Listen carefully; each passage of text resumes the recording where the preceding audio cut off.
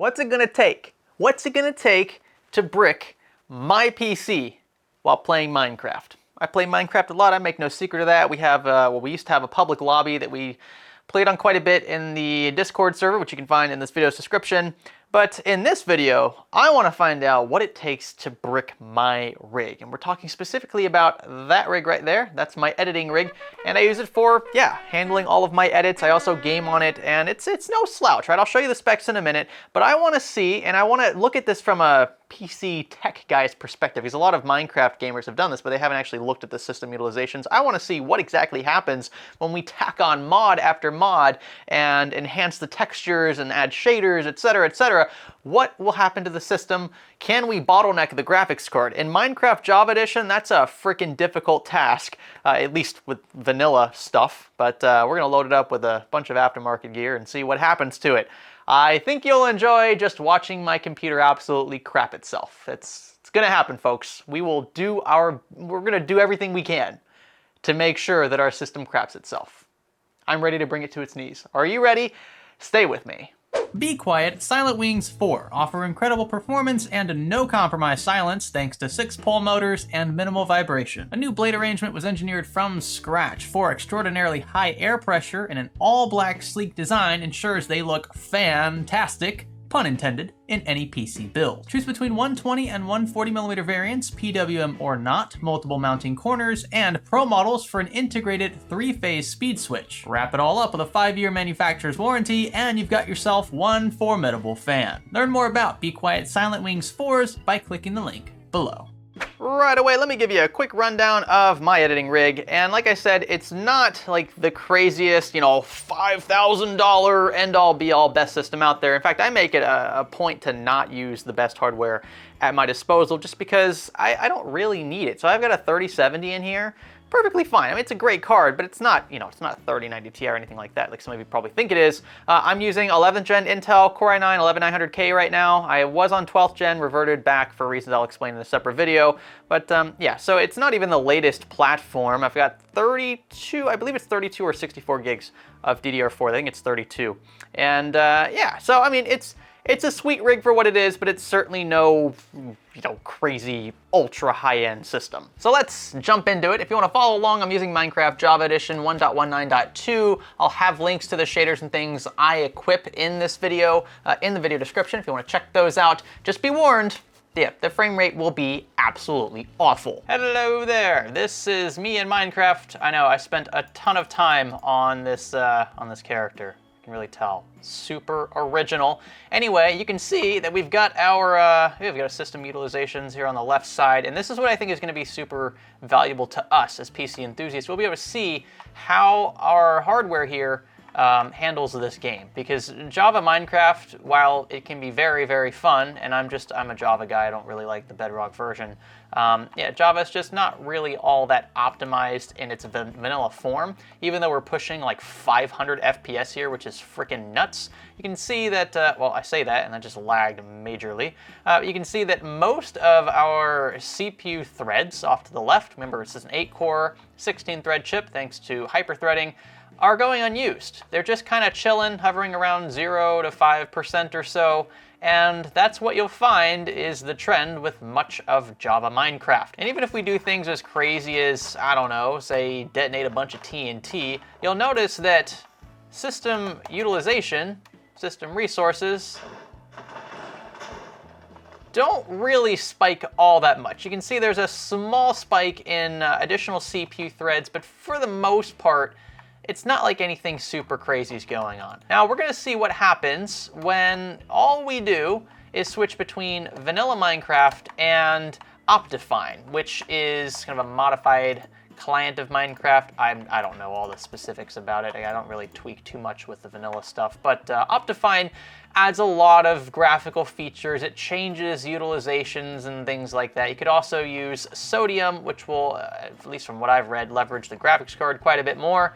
But we're going to use OptiFine because we want to tack on some shaders and things that are compatible with it. So we'll be right back. So this here is me standing in the same world off on the side of a cliff next to a river with OptiFine. And you'll notice that, well, our OpenGL frame rate is down to about 262 FPS. Our view distance is still 12 chunks, the base in the game. Everything else has been pretty much maxed out. We have not enabled anti-aliasing in here because we'll be adding our own shaders, which include their own aliasing clauses, and that's going to change things up quite a bit as well, you'll see. So 250-ish FPS is not bad. Notice though, at the top, CPU utilization is still pretty consistent at around 5 or 6 threads. Many of these threads are going totally unused. Now, when we add in shaders, and I believe these are BSL shaders, I'll have them linked in the description if you want to check them out. You can see the game looks totally different. I mean, look at the water. The water is just night and day, looking so much better. Our resolution has not changed for most of our blocks, but that water's looking a lot better. The clouds look a lot more realistic, and you'll notice the shadows, just the lighting, the streams of light that emanate from the sun. Everything looks so much more realistic. This totally changes the game, but at a pretty substantial cost, that being our frame rate. The CPU is still only leveraging about, well, 5 or 6 threads or so, but the GPU is now, up there around 70–80% or so, and that is a significant bump in GPU utilization. So if you want to increase the usage of your graphics card, a good place to start in Minecraft is with shaders, and these shaders here are pretty tough. They not only, again, changed the game, but they also changed the way that the graphics card is being used. So this is just something to consider. If you're using shaders, you're going to see a pretty big hit in your frame rate if it's something this heavy. The next thing I wanted to do was add a texture pack. This will change the look and the resolution of each block in the game, as long as that block is supported by the texture pack. Some you'll see, especially later in the video, some of the blocks are not added to the pack, so they'll just look the base vanilla with 16 by 16 or so. But this is x64, so 64 pixels by 64 pixels by 64 pixels per block. And that is going to change again the way that the game looks. To me, this just looks off. This doesn't look like Minecraft anymore. Some folks are into this. I'm really not. I prefer the vanilla experience again. I don't mind OptiFine. I don't even really mind shaders. But when you start adding and changing the textures of the blocks, that's when it starts getting really weird, because you still have cubes everywhere. I mean, it's still low res in that sense, but the cubes are high res, so it's kind of deceiving, kind of weird. But you'll notice that our frame rate hasn't really changed all that much. Adding a 64 by 64 texture pack hasn't really impacted CPU or GPU utilizations at all, and our frame rate is still around 50 or 60. Bumping this up to 128, however, does change just a bit. You'll notice that RAM usage is, well, it's super freaking high now. Almost 32 gigs of RAM, system RAM, being utilized. That's, yeah, that's a lot. Our frame rate's still decent, still around 50 FPS or so. GPU utilization has noticeably increased as well, 83%. In some cases, I was measuring as high as 90. And when you start moving around, because remember, we're just static here. We're just standing. We aren't loading in extra chunks or anything.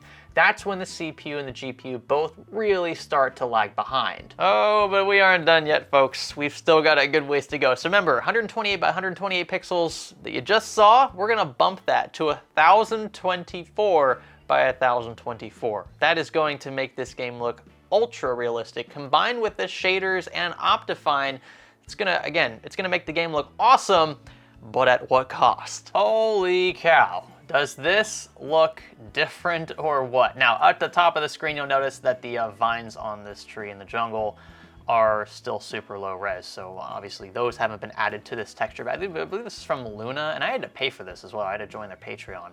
So kind of a shame that the vines aren't high res. It doesn't look like the trunk underneath it is either.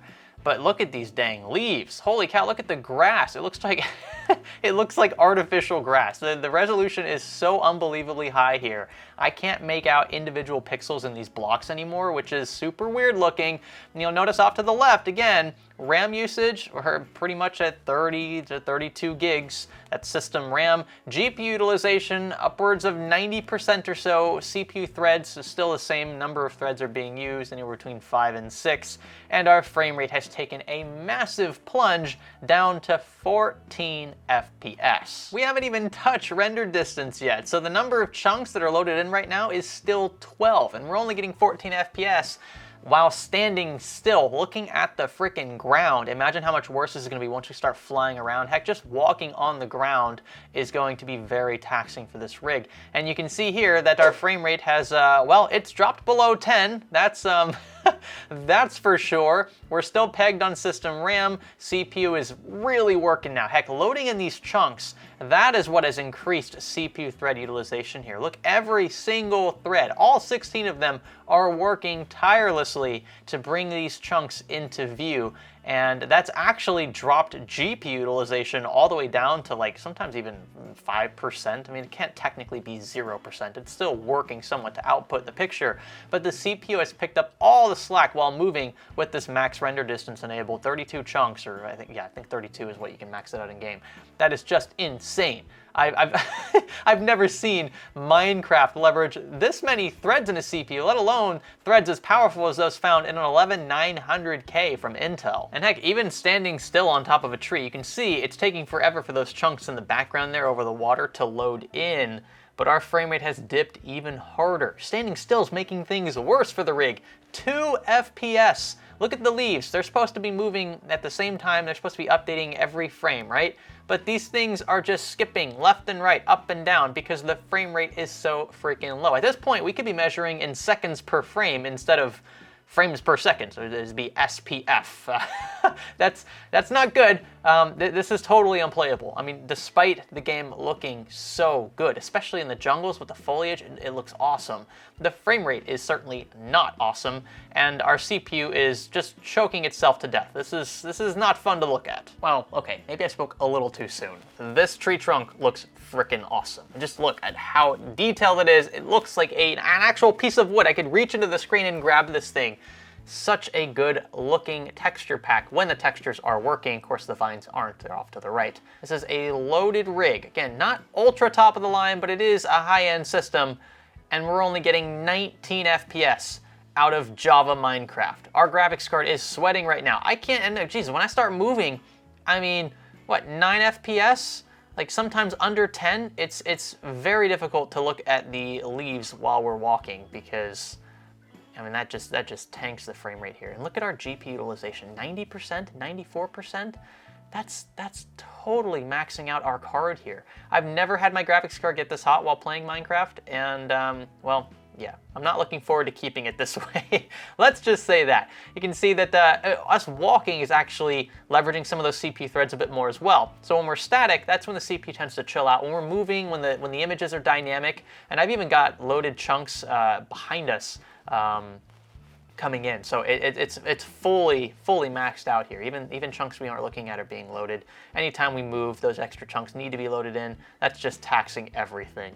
This is unplayable. We've totally bricked our system, and I've got to admit, I feel oddly good about it. With that, let me know if you enjoyed watching this video by giving it a thumbs up or a thumbs down. I'd appreciate that feedback. Also, leave feedback in the comment section below, like I said earlier, and consider subscribing if you have not already. Don't worry, not all of our videos are going to be like this. If you're wondering, Greg, what the heck is this? I just figured I'd have a little fun, just see what it would take to nuke that system.